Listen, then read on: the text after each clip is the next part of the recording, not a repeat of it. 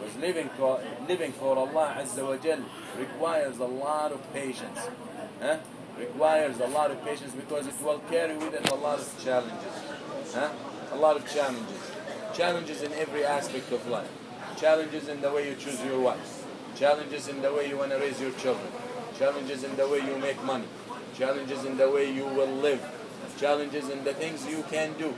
At every level, at every job, at every business, at every profession, there are challenges. Not the business aspects, but more of halal and haram aspects. These you have to be ready to choose. It's not hard for someone who knows where he's heading. It's not hard. It's hard for someone who's in between. Do I want the akhirah or do I want the dunya? That's when it becomes very difficult. And most probably, he will end up choosing the dunya. But when you know your vision, as we have vision here to finish al-hajj and to have accepted hajj to please Allah Azza wa Jal and to fulfill this great duty, that is what hajj. So when you have that vision in life, and when you know that you're in and you return to Allah, and when you know inna lillahi wa inna ilayhi raji'un, then it becomes easy to choose. Then there will be no problem. The question will become with every challenges, what's pleasing to Allah Azza wa Jal? And then making that decision becomes simpler than, as they say, easier than water. Simple. And that's what the hajj really teaches. Don't go back home and go back to your normal lifestyle. And this is a sign of intikas and sign of khusran. Doesn't matter what level you came to hajj with. If you go back, you are at the same level, you have lost. And I will not exaggerate if I say, maybe you need another hajj, wallahu a'lam. But the point is, if the hajj experience does not change something in your heart, maybe you're tired now, maybe you don't understand what I'm saying, maybe you don't appreciate all these experiences, but trust me, a week or 2 weeks later, and this is something secretive with hajj. You see, if you go to vacations and you don't like the area or you don't like the hotel service, most probably you will never go back to that area. Even though you know that I could check in different hotel, I could have different plans, I could go with different group. You will not consider going to that area most probably.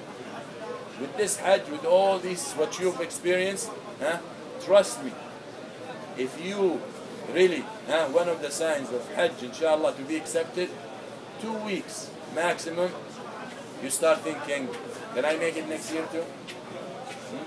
Seriously.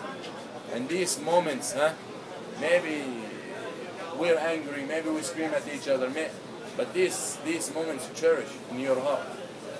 You will laugh, you will enjoy when you start thinking about it. Now your body is fatigued and all that, your mind just mentally is not set to think and to reflect. But it's then, 2 weeks, 3 weeks later when you go back, you will start saying, wow, remember those nights?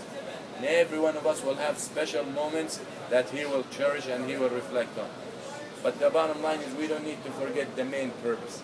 The main purpose is to take hajj and live hajj for the next few years that we're going to live.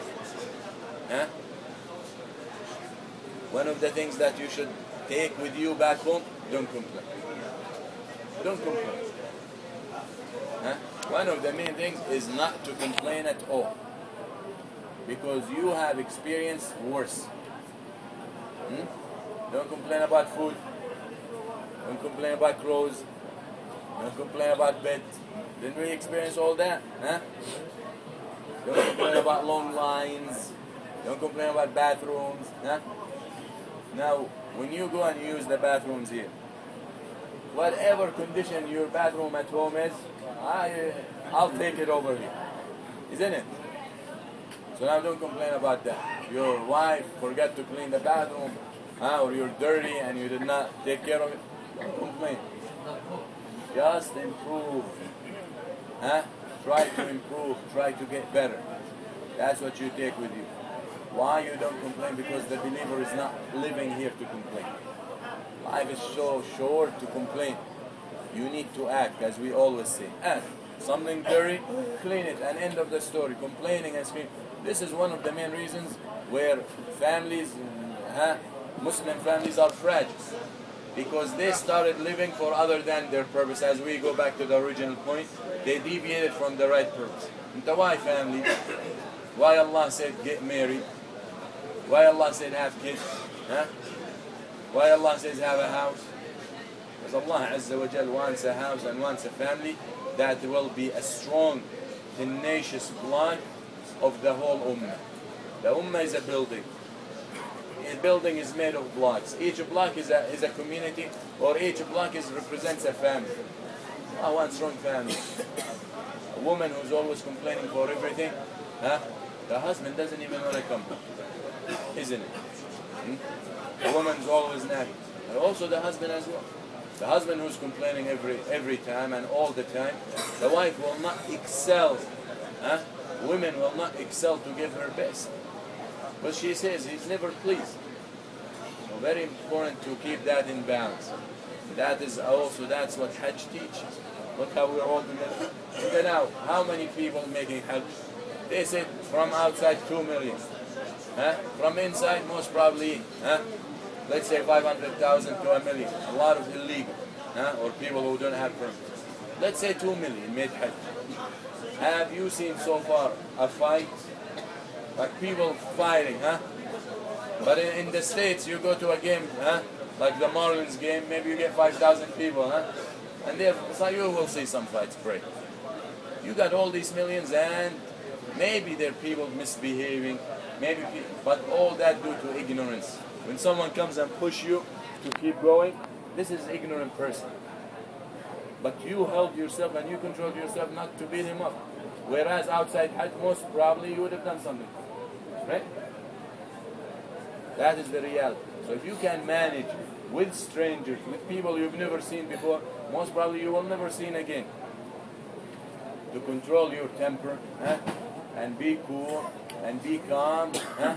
And avoid any clashes, then aren't our wives and our children and our friends and our brothers more worthy of that? Our parents more worthy of that? Huh? I took some brothers back in the States, they want to kill their parents. For what? Oh, they want things. They keep asking for things. I have a patient who walks in, some old lady, and they tell me the people who brought her, oh, her son 2 days ago kicked her out of the house. He got her out of his house and locked the door, and because his wife said she cannot tolerate it. She's pained. That mother is pained because she was pained in 5 seconds I met her. But is that how far, huh? How painful or how bad she is to reach to a point where a son will allow himself to kick his mother out, huh? Even if she's the biggest disbeliever in her. The mother of Sa'd ibn Abi Waqqas radiallahu anhu stopped eating when he became Muslim, and she said, I will not eat until you leave the religion of Muhammad. He said, well, if I see your life coming out, huh? Your soul coming out as many times as the number of your hairs, I will not leave Islam. So you eat better for you. So Allah Azza wa Jal reveals ayat, huh? Reprimanding and rebuking Sa'd ibn Abi Waqqas, telling him he cannot do that. وإن جاهداك على أن تشرك بي ما ليس لك به علم فلا تطعهما وصاحبهما في الدنيا معروف. Well, what's a greater sin than shirk? To invite to shirk. Shirk. What's worse than shirk? To commit shirk. To invite to it. So Allah Azza wa Jalla says about the parents, and if they fight you to become mushrik, do not obey them, but still be good friend to them in the dunya. So this woman most probably did not tell him to commit shirk. But the idea is, that's what hajj brings. That's the intent of hajj. Of course, the main thing is all the vision. What's the vision? The oneness of Allah Azza wa Jalla, and to only worship Allah. If I understand that, then everything in my life becomes accordingly. So when I come at home and the wife screaming, I ask myself, if I can scream back, I can beat her up, huh? I can break her bones. But is that what I was created for? Now forget about Shari'i, if this is permissible or not, legal or not legal. But I am the man and I can really hurt. But is that what I'm created for? I can argue back with her. Is that what I'm created for? Is that what's going to serve my purpose? Until you see, you go to the masjid every, let's say, Maghrib and Isha, or Isha and Fajr. When you are fighting with your wife, you don't feel like it. You feel lazy. When you argue with people at the masjid, you don't want to go to the masjid. So is that something I should be doing? That's a question. Every time you come to do something, ask yourself, my vision is the pleasure of Allah. If I do this thing, is it going to get me closer or it's going to hold me back?